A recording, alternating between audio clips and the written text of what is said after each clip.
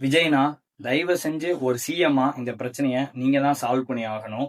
என்ன பிரச்சனைன்னு பார்த்தோம்னா, சென்னை கோட்டூர்புரம் பக்கத்துல இருக்கிற சித்ரா நகர்ல ஒரு 195 குடும்பங்கள் வாழ்ந்து வந்துட்டு இருக்காங்க. இவங்களுக்கு 2004ல வேம்பே வீடுகள்னு சொல்லிட்டு 195 குடும்பங்களுக்கும் வீடு கட்டி கொடுக்கப்பட்டிருக்கு. இந்த வீடோட தற்போதைய சூழ்நிலை ரொம்பவே மோசமா இருக்கு.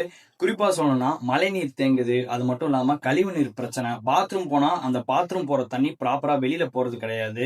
இதனால டெங்கு அந்த மாதிரி பல விதமான நோய்கள் வருது.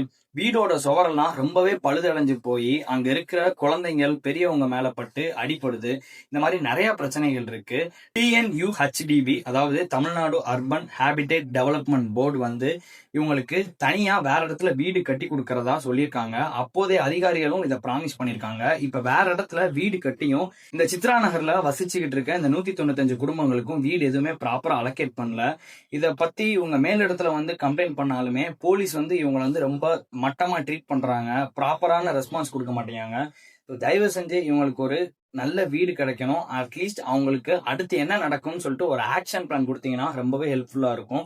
அவங்களோட கோரிக்கையை தான் கேட்குறாங்க. அதை கண்டிப்பா நீங்க வந்து சரி செய்வீங்க அப்படின்ட்டு நான் நினைக்கிறேன். முடிஞ்ச அளவுக்கு இந்த வீடியோவை கொஞ்சம் நிறைய பேருக்கு ஷேர் பண்ணுங்க. தேங்க்யூ.